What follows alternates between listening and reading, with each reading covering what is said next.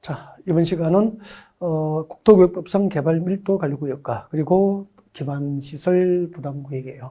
자, 이렇게 개발밀도관리구역과 기반시설 부담구역에 대해서 개요를 설명하는 그런 시간이 됩니다. 현장을 통해서 실제적으로 개발밀도관리구역과 기반시설 부담구역이 어떤 지역에서 어떤 목적으로 지정되는지 개요의 이해를 도와드리는 방법으로 설명하겠습니다. 자, 일단은 봐주십시오. 여러분, 여기가 이제 서울이고요. 서울 강남역 주변 지역이에요. 네. 강남역 주변 지역입니다. 그러면은 그 서울에서 강남역처럼 도심이라면은 이미 개발이 완료됐겠죠. 네, 이렇게 개발 밀도 관리구역입니다. 개발 밀도 관리구역.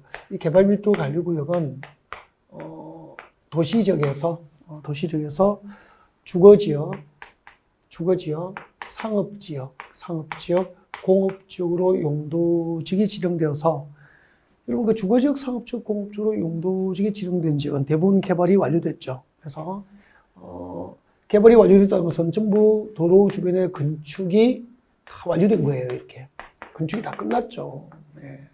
자, 이런 지역입니다. 네. 건축이 전부 끝났는데 주거지역, 상업지역, 공업지역 용도지역이 지정돼서 개발이 완료된 지역이에요. 개발이 완료됐다는 것은 도로 주변의 건축이 끝났다고 상상하시면 돼요.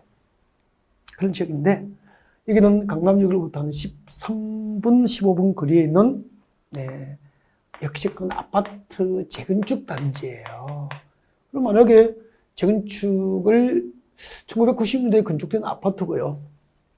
80년대 후반, 90년대 초에 건축된 아파트고 재건축 대상이고요. 층수는 5층이고 2000세대라고 가정을 합시다. 근데 재건축을 하면은 역세권 아파트, 강남 역세권 아파트 재건축을 하면은 층수를 용적률에 허용하는 한 가장 높게, 용적률에서 허용하는 한 가장 높게 재건축하겠죠.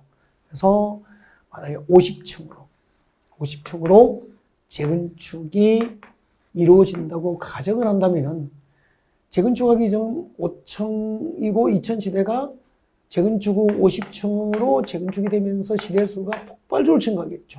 6000세대로 시대수가 증가한다면, 강남대로 도로는 그대로잖아요. 이 도로의 교통량을 수용할 능력이 턱없이 부족할 것이 예상되죠. 그 다음에 도로 밑에 상수도 공급 능력이라든지 또 하수 발생량도 폭발적으로 증가하기 때문에 하수시설의 하수 처리 용량도 부족이 예상될 거 아닙니까? 인근에 초등학교가 있었는데 그 초등학교는 2000세대일 때는 이 단지 아이들과 인근의 주택지 아이들을 학교에서 다 수용할 수 있지만, 시대수가 폭발적으로 6000세대가 되어버리면 단지 안에 초등학교를 새로 하나 만들어야 할 만큼 학교의 학생 수용 능력이 향후 부족할 것이 예상되잖아요. 네, 그럼 다시 정리하면은, 도시지역에서 주거지역, 상업지역, 공업지로 지정돼서 이미 개발이 완료되어 나대지가 없는 지역에서 재개발, 재건축 등 새로운 개발 행위가 고밀도 개발로 추진됨으로 인해서 이 지역의 기존의 도로, 상수도 시설, 하수도 시설, 학교 시설, 이와 같은 4가지 기반 시설의 부족은 예상되는데, 이미 개발이 완료되어서 나대지가 없기 때문에 새로운 기반 시설 설치가 고단지역을 대상으로 이 지역의 개발되는 밀도를 낮춰 관리함으로써, 이 지역의 재건축, 재개발 단지의 개발 밀도를 낮춰 관리함으로써 기반시설 부족한 문제, 도로, 상하수도 시설, 학교 등의 부족 문제를 해결하기 위해서 지정되는 것을 개발 밀도 관리 구역이라고 하는 거예요. 그러면은 개발 밀도 관리 구역이 지정된 재개발, 재건축 단지는 이 지역의 개발 밀도를 낮춰 관리해야 되기 때문에 해당 용도지가 허용될 금표가 용적률을 완화합니까? 강화 적용합니까? 강화 적용할 목적으로 개발 밀도 관리구역이 지정된 거예요. 그때 이제 금표가 용적률의 강화 범위는 이제 대통령령이 정하는 범위에서 이제 금표가 용적률을 강화 적용할 수 있도록 하고 있는데, 대통령령에서는 실제로 해당 용도지역 형들 용적률을 최대한도 50%까지 용적률을 강화 적용합니다. 그러면은 용적률을 강화 적용하면은 재건축 단지의 아파트 높이가 낮아지잖아요. 그러면 허용된 용적률 최대한도 50% 절반을 강화하면은 이제 재건축 단지 50층 재건축 단지가 이제 25층 내외로 재건축이 끝나도 이제 층수 높이를 규제할 수 있기 때문에 세대수도 2000세대가 재건축이 끝나더라도 3000세대 내외로 관리가 되기 때문에 도로의 교통량 수용 능력이 부족한 문제, 상수도 공급 능력이나 하수 시설 처리 용량이 부족한 문제, 학교의 학생 수용 능력이 부족한 문제를 어느 정도는 해결하기 위해서 이제 개발 밀도 관리가 지정되는 거예요. 다시 한번 정리하면은 주거지역, 상업지역, 공업지로 용도지가 지정되어서 이미 개발이 완료된 지역에서 그럼 나대지역이 없잖아. 이미 개발이 완료돼 버렸기 때문에 재개발, 재건축 등 새로운 개발 행위가 고밀도 개발로 추진됨으로 인하여 기존의 도로나 상수도 시설, 하수도 시설, 학교 등 기반 시설 부족은 예상되지만 새로운 기반 시설 설치가 곤란한 지역을 대상으로 개발되는 밀도를 낮추어 관리할 목적으로 지정되는 것을 개발 밀도 관리 구역이라고 한다. 네, 정리해 볼까요? 개발 밀도 관리 구역이란 개발로 인하여 이때 개발은 재개발, 재건축 등이죠. 재개발, 재건축 등 새로운 개발 행위가 고밀도 개발로 추진됨으로 인해서 기반시설, 이때 기반시설 4개를 이용해야 됩니다. 도로, 상수도 시설, 하수도 시설, 학교. 자, 이 4가지 기반시설 기반시설이 부족할 것으로 향후 예상되지만 새로운 기반시설 설치가 곤란한 지역을 대상으로 건폐구 용적률을 강화 적용하기 위해서 지정하는 구역을 개발 밀도 관리 구역이다라고 하게 된다는 겁니다. 여기서 조심히 들겠습니다. 개발 밀도 관리 구역도 끝에 구역이라는 글자는 들어갔지만 이 개발 밀도 관리 구역과 기반시설 부담 구역은 모두 도시군 관리 구역으로 지정과 변경을 결정이 될 용도 구역에 해당하지 않는다는 게 특징이에요. 그래서 개발 밀도 관리 구역과 기반시설 부담 구역의 지정과 변경은 도시군 관리 구역에 의한다. 그럼 틀리게 되는 거예요. 아셨죠? 네. 그다음 이제 기반시설 부담 구역입니다. 자, 기반시설 부담 구역도 현장에서 설명을 듣고 그다음에 다시 우리가 개념을 한 번 더 정의해 보는 것으로 하죠. 그 개발 밀도 관리 구역은 현장 그림을 통해서 이렇게 설명을 듣고 나니까 훨씬 이제 개요 이해가 쉽다는 것을 알 수 있게 될 겁니다. 자, 지금부터 기반시설 부담 구역에 대한 개요 설명을 드리겠습니다. 자, 기반시설 부담 구역은 개발 밀도 관리 구역 이외 신도시 개발 지역을 대상으로 합니다. 개발 밀도 관리 구역 이외 신도시 개발 지역을 대상으로 해요. 네.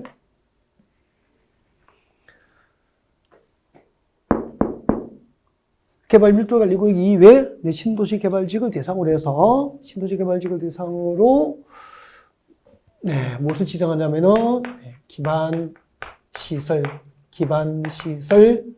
부담 구역을 지정하게 되는 겁니다. 네. 여러분, 그러면 뭐예요? 이 지역이 이제 농림지역이나 관리지역, 자연환경 보존지역으로 묶여 있다가 신도시로 개발되는 거죠. 개발되면은 농지나 임야 상태가 산업단지나 대규모 주택단지로 이제 개발이 될 거 아니에요. 개발되면은 이제 그 농지나 임야를 택지나 산업단지로 개발해서 이제 신도시로 기능이 가능하기 위해서는 이제 이렇게 도로나 상하수 시설, 학교, 공원 녹지 등 새로운 도시 개발 시설을 확보를 해야 되잖아요. 이렇게 개발 밀도 관리 구역 이외 신도시 개발 지역에서 그 신도시에 필요한 기반 시설을 직접 설치하거나 기반 시설을 설치하기 위한 용지 확보 등에 대한 부담을 해당 지역에서 일정한 개발 행위를 하는 그 지역 주민들에게 기반 시설 확보에 대한 부담을 줄 목적으로 지정하는 것을 기반 시설 부담 구역이다라고 하게 되는 거예요. 네. 자, 그러면은 기반 시설 부담 구역이 지정되면은 이제 신도시 개발되는 지역에서 택지라든지 주택지라든지 이제 산업용지를 분양받아서 여기서 이제 나중에 배우게 됩니다. 기본 이론 강의 시간에 200제곱미터를 초과하는 기반시설 부담 구역에서 택지나 산업용지를 분양받아서 200제곱미터를 초과하는 신축 행위나 증축 행위를 하는 지역 주민에게 해당 신도시에 필요한 도로 만들고 공원을 만들고 공용 주차장 확보하고 폐기물 처리 및 재활용 시설을 만들고 학교를 짓고, 즉 신도시에 필요한 기반 시설 설치에 필요한 비용을 부담을 시키는 거예요. 이렇게 해서 기반 시설 부담 구역으로 지정된 지역에서 일정한 개발 행위를 하는 지역 주민들에게 해당 지역에 학교를 짓고 도로 만드는 기반 시설 설치 비용을 부담을 시켜서 기반 시설 설치에 필요한 용지를 제대로 확보하고 또 신도시에 필요한 기반 시설 제대로 확충해서 그 도시로서의 기능이 이제 잘 발휘될 수 있도록 할 목적으로 지정하는 것이 기반 시설 부담 구역이 되는 거예요. 네, 정리해 보겠습니다. 자, 도시지역에서 주거지역, 상업지역, 공업지로 용도지역이 지정되어서 이미 개발이 완료된 지역입니다. 이미 개발이 완료된 지역에서 도로, 상하수도, 공원, 녹지, 학교 등 새로운 기반시설, 도로, 공원, 상하수 시설, 학교 등 기반시설 부족은 예상되지만 새로운 기반시설 설치가 곤란한 지역을 대상으로 개발되는 밀도를 낮춰 가려함으로써 기반시설 부족한 문제를 해결하고자 지정합니다. 뭐죠? 개발 밀도 가려고요. 자, 개발 밀도 가리고 이외 신도시 개발 지역에서 일정한 개발 행위를 하는 주민에게 기반시설 확보에 필요한 비용을 부담케 해서 그 신도시에 필요한 기반시설 설치에 필요한 용지를 확보하게 하거나 또 기반시설 설치 등을 할 목적으로 지정합니다. 뭐죠? 기반시설 부담구역 이렇게 됩니다. 개발 밀도 가리구역과 기반시설 부담구역 모두 구역이라는 글자는 들어갔지만 도시공관리구역으로 지정과 변경을 결정해야 될 용도구역은 아니다는 게 중요했고요. 자, 기반시설 부담구역 읽어볼까요?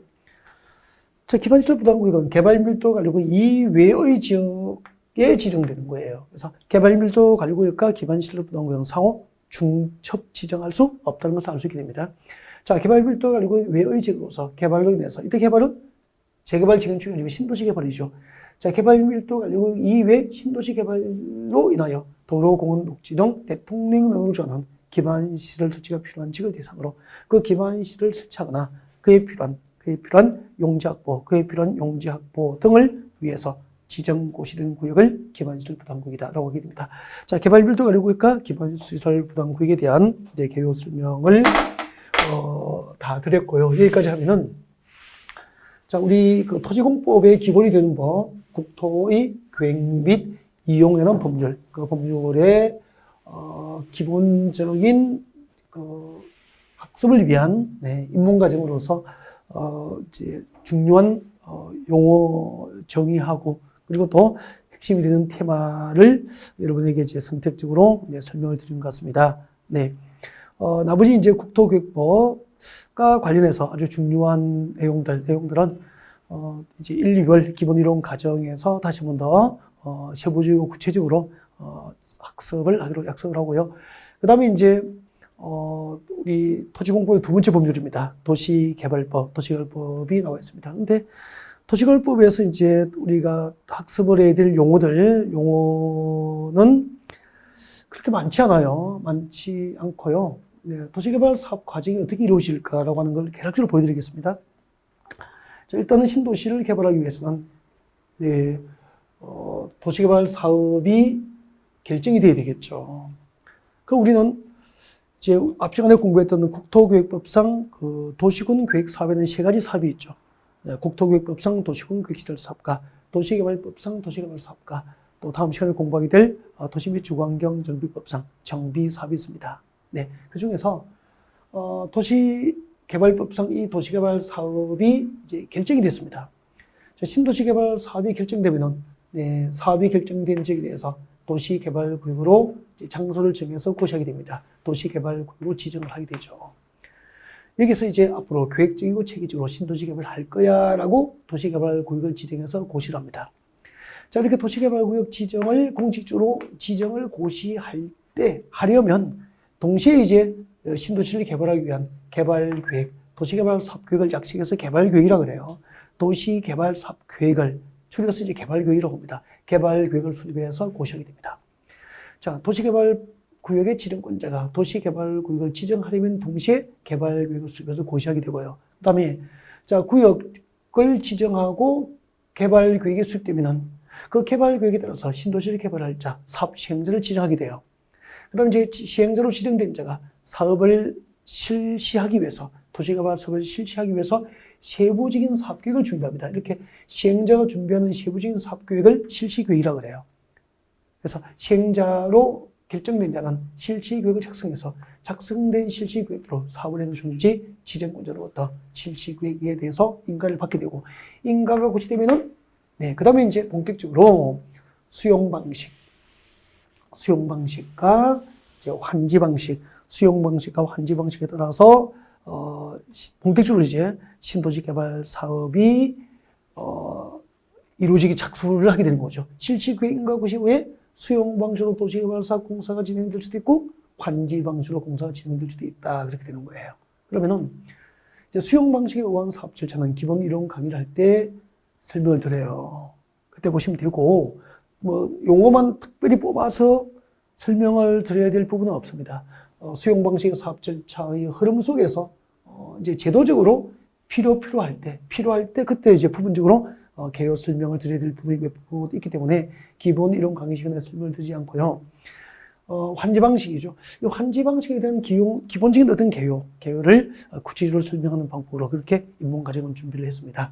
아무튼 도시개발법상 도시개발 사업이 무엇일까? 이제 법으로 정의된 용어인데 도시개발법에서 도시개발 사업이 무엇인지는 그렇게 중요하지 않아요. 참고로 하시면 돼요.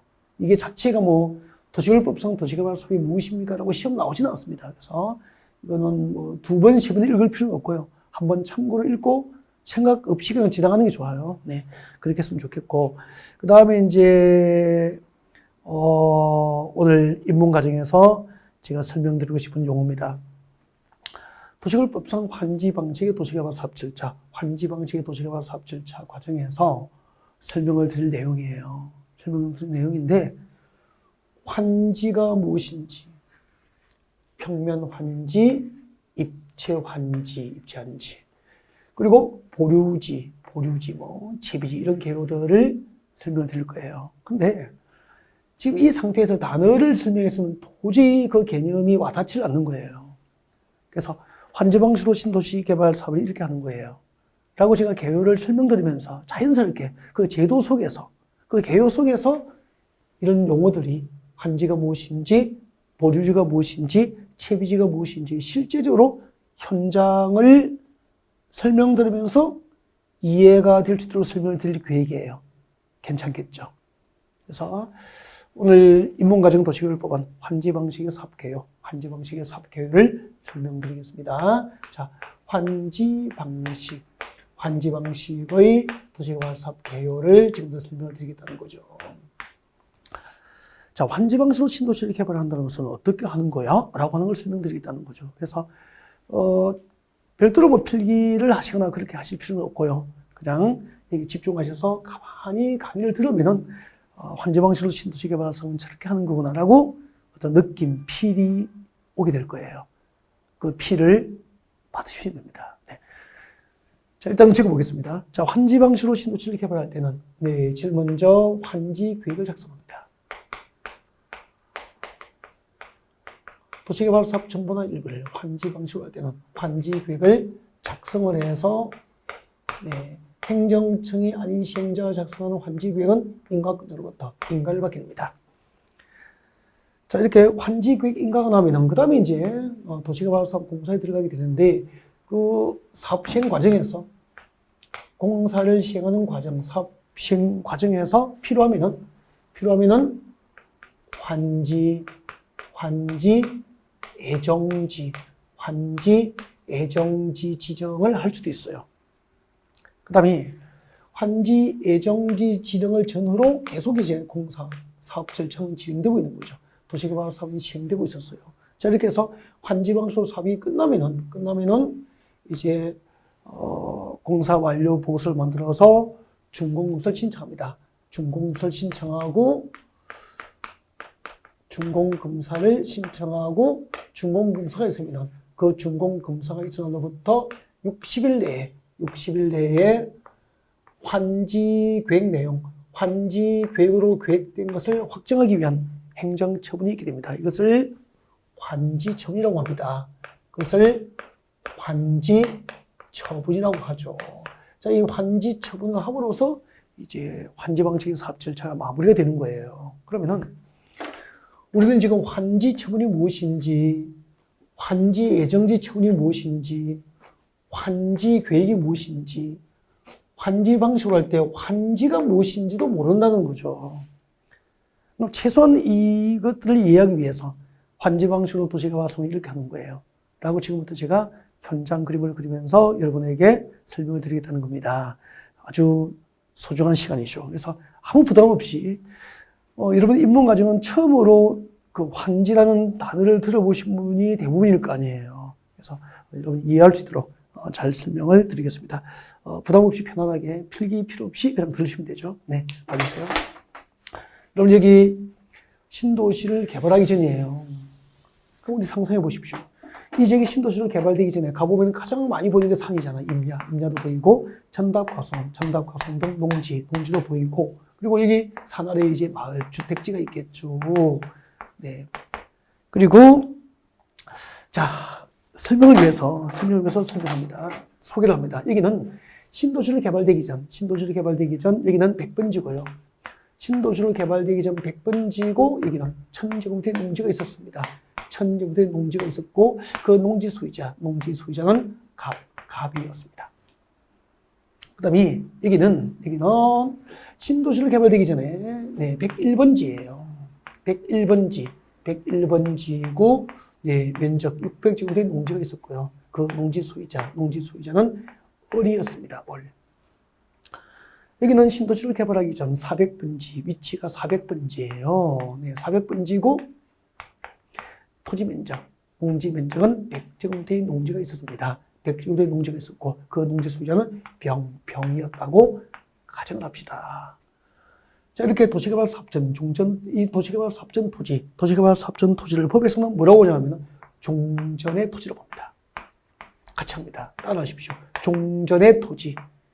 네, 종전의 토지라고 그래요. 종전토지라고 그래요. 도시개발 사업전 토지를 종전토지로 봅니다. 종전토지라고 그래요. 자, 종전토지는 농지나 임야 상태 이랬는데, 자, 이 지역이 이제 신도시로 개발됩니다. 신도시로 개발됐죠. 무슨 방식으로? 환지 방식으로 신도시로 개발됩니다.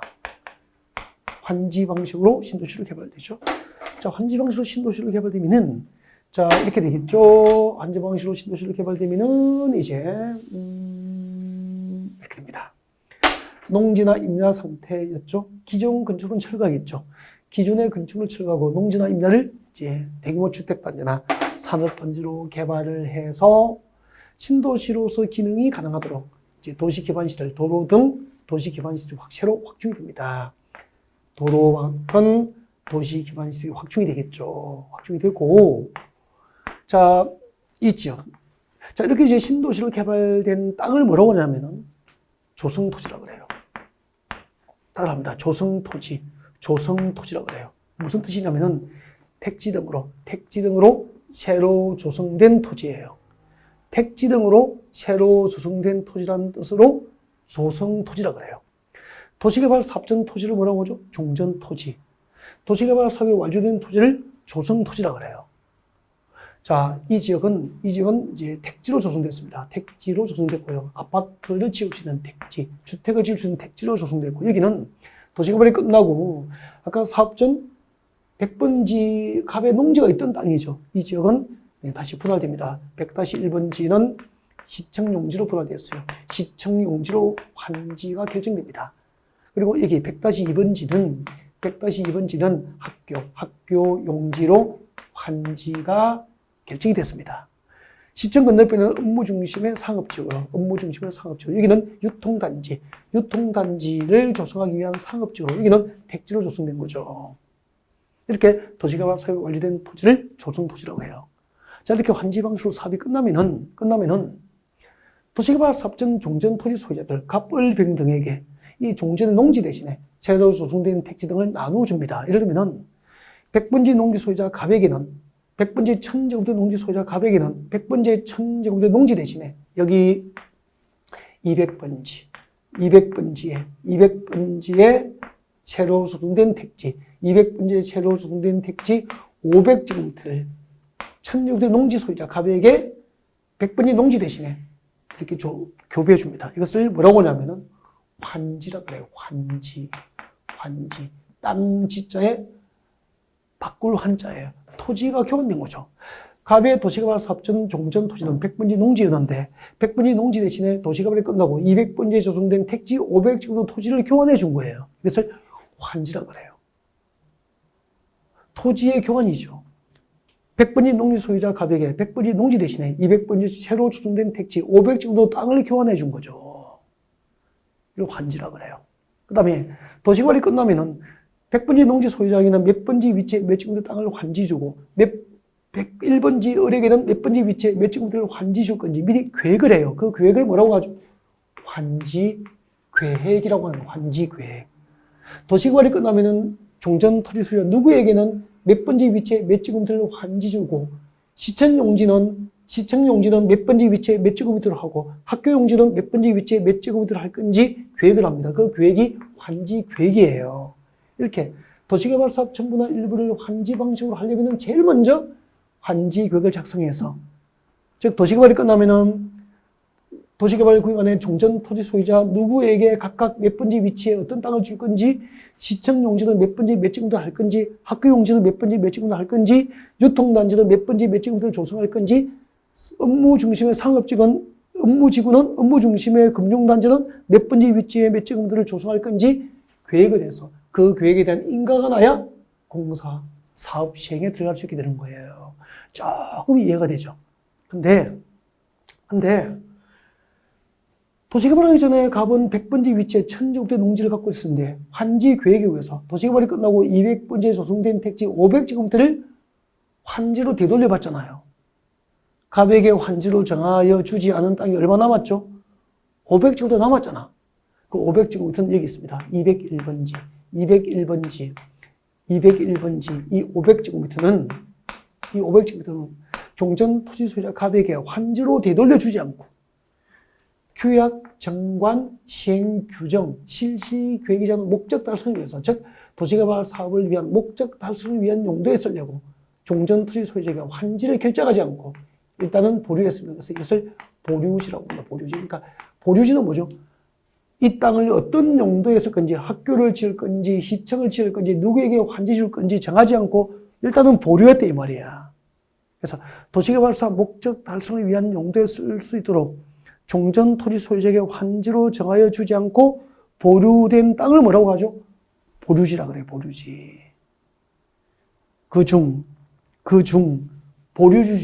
보류지 중에서 일부를 201번지 500제곱미터 가운데서 201번지 1-로 분할을 해서 이 300제곱미터를 처분해서 도시개발 사업비 경비에 쓸 수 있게 되는 거예요. 이것을 뭐라고 하냐면은 채비지라고 합니다. 채비지라고 그러죠. 물으면 대답하십시오. 환지 방식의 도시개발 사업 절차에서 종전 토지 소유자에게 환지를 정하지 않고 보류된 땅을 뭐라고 하죠? 보류지.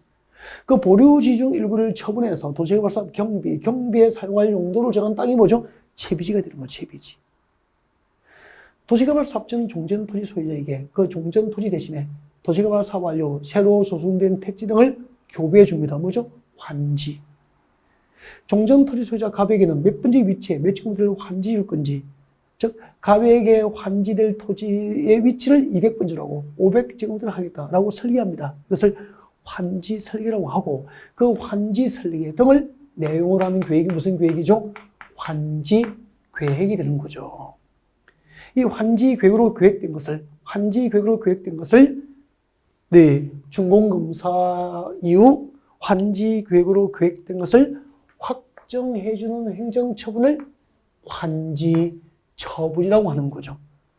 환지 계획으로 계획된 것을 준공검사 후 환지 계획으로 계획된 것을 확정해주는 행정처분이 환지처분이라고. 그래서 환지처분이라고 하는 행정처분이 있어야 환지 계획에서 정한 200번지의 500제곱미터의 택지가 갑의 환지로, 갑의 토지로 법적으로 확정이 되는 것이고, 201번지 500제곱미터는 보류지로 확정이 되는 것이고, 201-1번지는 경비 충당을 목적으로 정한 채비지로 확정이 되는 거다 이 말이에요. 좀 이해가 됩니까? 네. 그 다음에 도시개발하기 전에 그럼 다시 한번 봅시다. 다시 한번 봅시다. 다시 보시면은, 이제 이 정도 설명을 하면은, 환지가 무엇인지 아셨죠? 도시개발 사업을 환지 방식으로 할 때, 도시개발 사업 전 종전 토지 소유자에게 도시개발이 완료된 후 몇 번지 위치에 몇 제곱미터를 환지를 줄 건지 할 때 환지입니다. 사업 전 토지가 새로 조성된 토지로 교환됩니다. 뭐죠? 환지. 평면 환지하고 입지 환지가 있습니다. 평면 환지는 뭐냐면은, 도시개발 사업장 갑의 토지의 위치는 100번지 1000제곱미터 농지였는데, 도시개발이 끝나고 200번지 500제곱미터에 있는 택지로 교환됐잖아요. 이렇게 평면 위에서 토지가 교환되면은 평면 환지예요. 알겠죠? 근데 입지 환지가 뭘까? 조금 더 설명해요. 대부분의 환지는 평면 환지인데 특례로서, 특별한 예외로서 입지 환지가 이루어지는 거죠. 자, 그때 입지 환지는 조금 더 설명을 하고요. 보류지 설명했죠. 규약 정관 시행 규정, 실시 규정하는 목적을 위해서, 목적 동그라미. 규약 정관 시행 규정 또는 실시 계획으로 정하는 목적을 달성하기 위해서 일정한 토지를 환지로 정하지 않고 보류한 토지를 뭐라고 하죠? 보류지라고 합니다. 여러분, 종전 토지 소유자에게 환지로 정하여 주지 않고 도시개발 사업 목적 달성을 위한 용도에 쓸 수 있도록 환지를 정하지 않고 보류한 토지, 환지로 결정하지 않고 보류한 땅을 뭐죠? 보류지라고 그래요. 이 땅을 누구에게 환지 줄 건지, 이 땅을 도시개발이 끝나고 시청을 지을 땅으로 할 건지, 학교 용지로 쓸 건지 정하지 않고 보류되어 있다 이 말이에요. 그래서 보류지라고 그래요. 그 보류지 중 일부, 그 보류지 중 일부를 도시개발 사업에 필요한 경비, 사업에 필요한 경비에 충당할 수 있는 용도로 정한 토지를 뭐라고 하죠? 채비지라고 합니다. 채비지. 그럼 이제 입지환지 설명을 드려야 되는데, 자, 입지환지 설명드리기 전에 또 해야 될 게 있어요. 한번 봐요.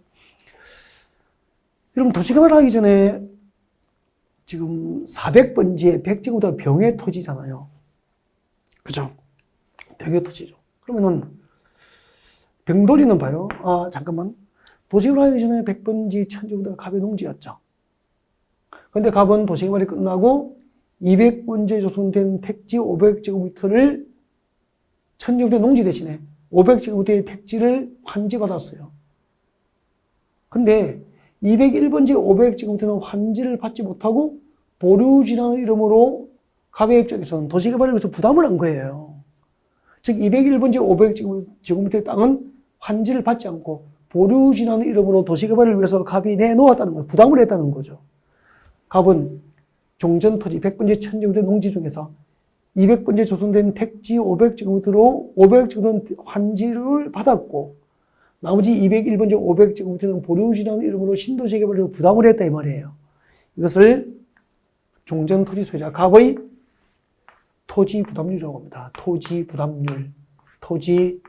부담률이라고 그래요. 토지 부담률. 갑은 종전 토지 면적의 50%를 1000제곱미터의 50%에 해당하는 500제곱미터를 도시개발로서 부담했다 이 말이에요. 토지 부담률이라고 그래요. 그러면은 환지교육구의 모든 종전토지 소유자들이 공평하게 종전토지 면적의 50%를 신도시 개발을 위해서 보류지라는 이름으로 부담을 해야 된다면 병원 400번지 100제곱미터 농지 소유자 병원 100제곱미터의 50%에 해당하는 50제곱미터를 보류지라는 이름으로 도시개발에서 부담을 해야 되잖아요. 나머지 50제곱미터를 환지를 받게 되죠. 근데 여러분 50제곱미터는 3.3제곱미터가 한 평이니까 50 나누기 3.3 하면 대충 뭐 16평, 17평 되잖아요. 그러면은 17평을 대지를 환지를 받더라도 지목이 정한 목적대로 지목이 대지여도 건축을 하기에는 면적이 작잖아요. 이런 땅을 과수토지라고 그래요. 너무 작은 땅이다 이 말이에요. 과수토지. 글자 그대로. 지목이 정한 목적대로 지목이 대지여도 지목이 정한 목적대로 건축을 토지를 이용하기에 너무 작은 땅을 과수토지라고 그러고 이 과수토지는 환지 대상에서 제외시킵니다. 즉 50제곱미터는 환지를 주더라도 건축하기에 턱없이 면적이 부족하니까 환지 교부 대상에서 제외 환지를 안 준다는 거예요. 그들을 달래기 위해서 토지 면적 규모가 작다는 이유로 집지을 땅을 못 받게 되는 이 병도를 달래기 위해서 도시개발 사업 시행자가 건축을 합니다. 아파트를 지어요. 주로 아파트입니다. 아파트를 지어서 이 도시개발 사업전 종전 토지 소유자 병에게 자, 시행자가 건축한 아파트, 건축물이죠. 건축물의 일부, 아파트니까 건축물의 일부와 그 아파트가 있는 토지의 공유 지분이 교부됩니다. 이것을 무슨 환지라고 하냐면 입체환지라고 그래요. 왜요? 도시개발 사업전 종전 토지 소유자에게 입체적 대상물인 건물은 입체적 대상이잖아요. 평면이 아니고 입체적 대상물인 건축물의 일부하고 그 공유 지분을 교부했기 때문에 이것을 무슨 환지라고 이름을 붙였다? 입체환지라고 하는 거죠. 입체환지. 그러면은 신도시로 개발되기 전 사업전 종전 토지 소유자 갑은 도시개발이 끝나고 200번지 소송된 택지 500제곱미터를 환지로 받게 되고 400번지 100제곱미터 농지 소유자 병은 아파트 입주권을 받게 되는 거예요. 이렇게 도시개발 사업전 환지 방식으로 도시개발 사업자를 정해서 종전 토지 소유자가 도시개발이 끝나고 아파트 입주권이나 상가 입주권을 교부받는 것을 입체환지라고 하는 거예요. 이해가 되죠? 그러면은 만약에 이제 아파트 분양가가 주변 지역의 일반 분양가가 평당 제곱미터당 평당 분양가가 500만 원이다. 그런데 이 병들에게 아파트를 분양해 줄 때는 싸게 평당 제곱미터당 300에 분양해 주는 거죠. 그럼 분양가를 받는 순간 제곱미터당 200만 원씩 프리미엄을 얻을 수 있게 되잖아요.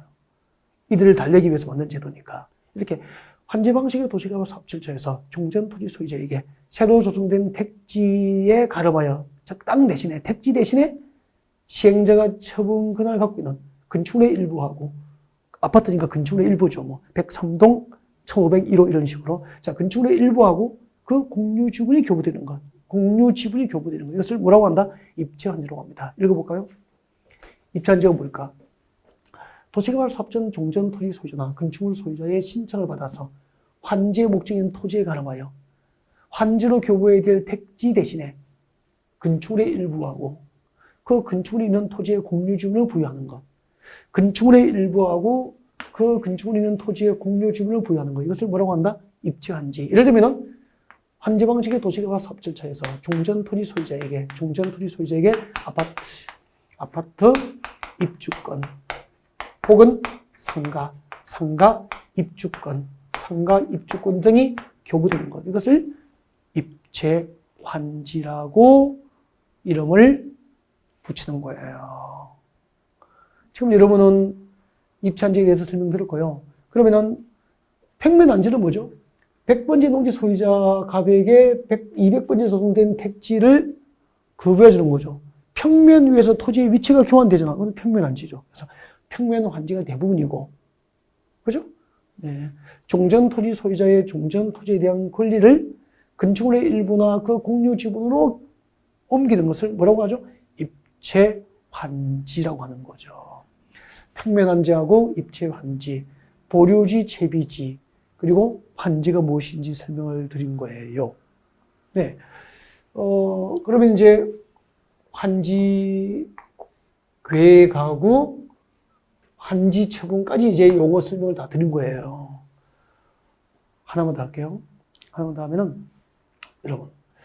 도시개발 하기 전에 101번지 600제곱미터 농지 소유자 을이죠.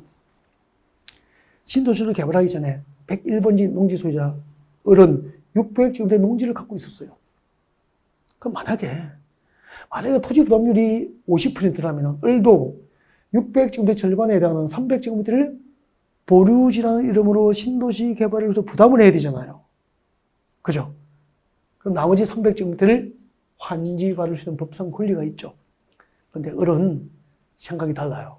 나는 도시개발이 끝나고 조성된 택지를 환지로 받기 싫고 환지를 원하지 않고 이 101번지 600제곱미터의 땅값을 현금으로 청산받고 20억, 30억 챙겨서 서울로 이주하고 싶다. 빌딩 사서 서울로 가고 싶다. 이런 생각을 가질 수도 있잖아요.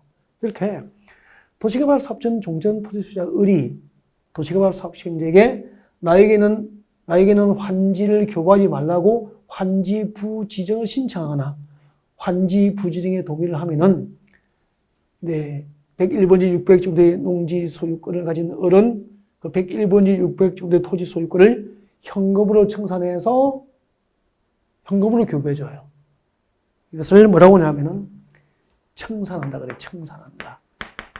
그러면은 101번지 600 정도의 의뢰 토지 소유권은 조성된 택지로 교부를 해줘야 될 대상입니까? 현금 청산 대상입니까?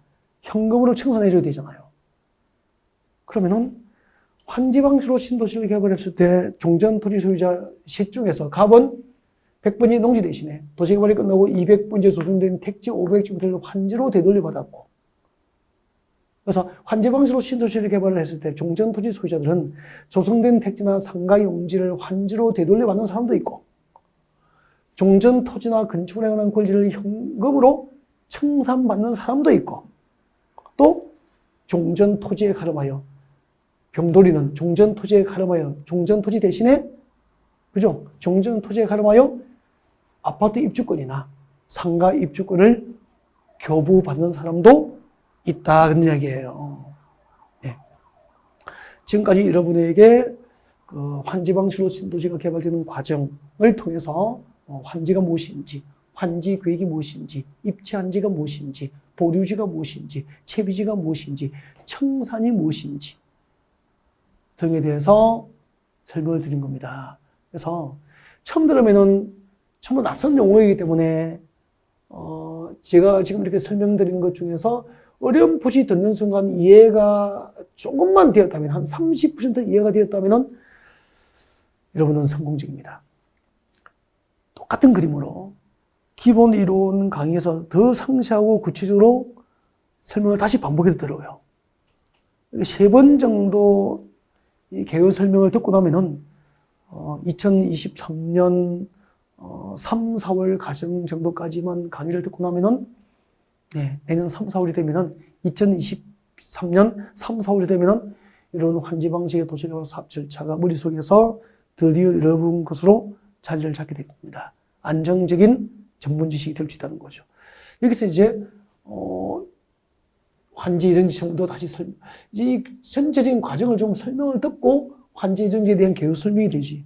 지금 이 자체 환지 이전지를 지금 이 상태에서는 좀 입문 과정에서 설명을 들어도 이해를 못하는 내용이에요. 그래서 입문 과정을 마무리하고 나중에 기본 이론 강의를 다시 듣고 그다음에 그 과정에서 환지 이전지 처분은 자연스럽게 개요 설명을 다시 들을 수 있도록 그렇게 준비를 하겠습니다. 지금까지 도시개발법상 기본적인 개요, 도시개발 사업 절차 등에 대해서 이제 개략적으로 살펴보신 거고요. 아마 여러분이 가장 관심을 많이 가지고 있을 재개발, 부동산 공부를 하신 분은 주로 이제 그 재개발 사업과 재건축 사업에 대한 개념 관심이 좀 많죠. 그래서 이번 시간은 여기까지 마무리하고 다음 시간에 도시 및 주거환경제법상 이제 정비 사업을 공부하기 위한 기본적인 개념들을 여러분에게 소개하는 방법을 준비하겠습니다. 이번 시간은 여기까지입니다. 네.